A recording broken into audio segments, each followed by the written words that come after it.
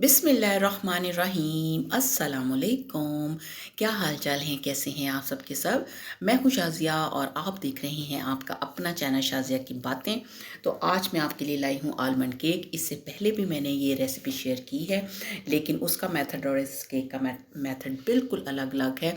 लेकिन दोनों केक खाने में बहुत ही लाजवाब, बहुत ही मज़ेदार और बहुत ही सॉफ्ट हैं। इस रेसिपी को फुल वॉच कीजिएगा ताकि आपको समझ लगे और आपने इसका कोई पार्ट भी मिस नहीं करना। आपको बिल्कुल अच्छे तरीके से पता चलेगा कि ये केक मैंने कैसे बनाया है। तो चलिए इसे बनाना स्टार्ट करते हैं। सबसे पहले हम मोल्ड को तैयार कर लेते हैं, क्योंकि जब ये पहले तैयार किया होगा तो हमारा टाइम भी बचेगा। अब ये देखें, मैंने 2 पाउंड का एक मोल्ड लिया है। मैं काफ़ी बड़ा वाला केक तैयार करी हूँ, तो सबसे पहले मैंने इसको ग्रीस किया है। ऑयल के साथ इसको अच्छे तरीके से ग्रीस कर लिए। इसकी सारी दीवारें, इसकी सारी ज़मीन, यानी कि सारा अच्छे तरीके से।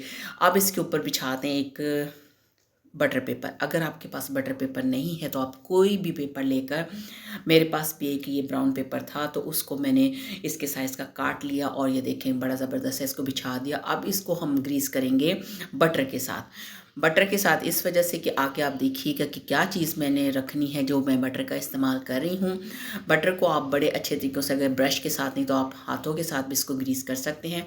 ये देखें बड़े अच्छे तरीके से मैंने इसको ग्रीस कर लिया। अब ये है मेरे पास बादाम। बादाम को मैंने 2 हिस्सों में कर लिया है और ढेर सारे बादाम मैंने इसी तरह काट लिए। अब इसको हम सजाएंगे।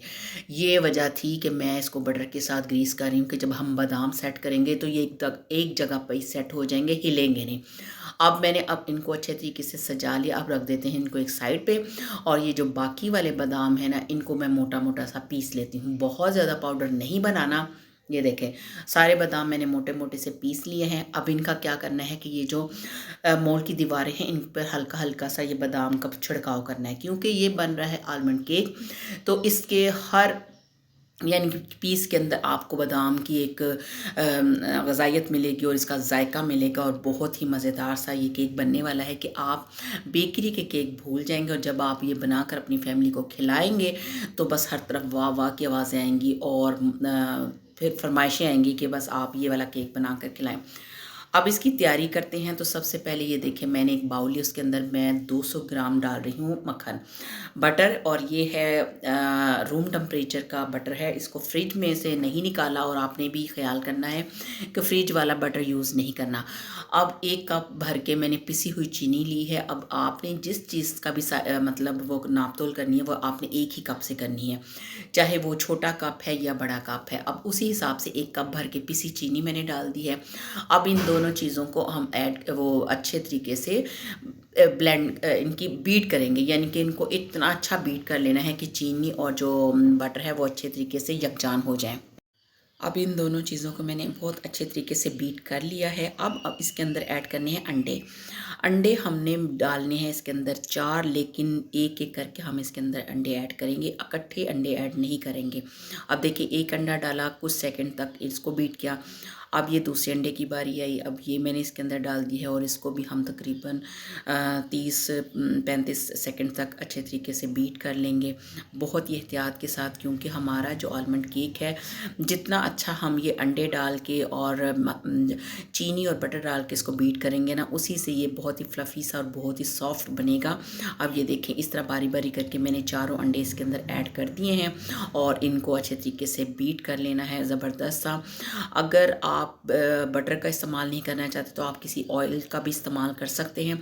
अब मैं इसके अंदर ऐड करी हूँ वनीला एसेंस, क्योंकि इस अंडों की जो स्मेल होती है कुछ लोगों को पसंद नहीं होती, तो इस वजह से इसमें अगर ये वाला एसेंस डाल दिया जाए तो इससे अंडों की जो स्मेल होती है वो ख़त्म हो जाती है। अब ये है मैदा। जिस कप के साथ मैंने चीनी का साइज़ लिया था, यानी मापी थी, उसी के साथ ये 1.5 कप मैदा है, जिसको मैंने तकरीबन 2 से 3 दफ़ा छान लिया है। अब इसके अंदर मैं डाल रही हूँ बेकिंग पाउडर। ये 1 खाने का चम्मच भर के है। अब बेकिंग पाउडर ऐड करने के बाद इन दोनों चीज़ों को अच्छे तरीके से मिक्स कर लेना है। ये देखिए इनकी मिक्सिंग हो गई है। अब हम प्याली को रख देते हैं साइड पे और अब आहिस्ता आहिस्ता करके थोड़ा थोड़ा करके मैदा डालेंगे चीनी और बटर वाले अमेज़े के अंदर, ताकि अब हमने इसको बिल्कुल भी नहीं बीट करना, ना इसको बहुत अच्छा ब्लेंड करना है, बस आहिस्ता आहिस्ता करके इसको फोल्ड करना है ताकि, और ये जो मैदा है वो हमने इकट्ठा नहीं डालना, इससे ये होगा कि फिर वो लम्स बन जाएंगे। अब ये देखिए कितना ज़बरदस्त हमारा ये बैटर तैयार हो गया, कितनी क्रीमी फॉर्म में ये तैयार हुआ है।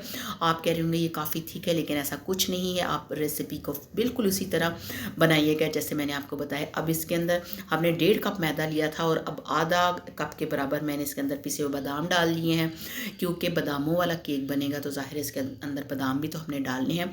अब इसकी भी अच्छे तरीके से मिक्सिंग कर लेनी है। अब ये बहुत अच्छे तरीके से मिक्स हो चुका, इसको रख देते हैं एक साइड पे, और जो हमने मोल्ड सेट करके रखा था उसके अंदर अब ये सारा जो इसका अमीज़ा है वो ऐड कर देते हैं। अभी आपको इसकी कंसिस्टेंसी बिल्कुल थोड़ी थिक लग रही होगी, लेकिन ऐसा कुछ नहीं है। बड़े ही आप आराम से बिल्कुल उसी मेजरमेंट के साथ जो मैंने आपके साथ शेयर की हैं वो बनाएं। और ये देखें, जब मैंने सारा इसका अमीज़ा ऐड किया था तो उसको बस मैंने प्लेन कर दिया था इक्वल, और इनकी सतह के साथ फैला दिया था। अब इसको टैप टैप कर लिया है।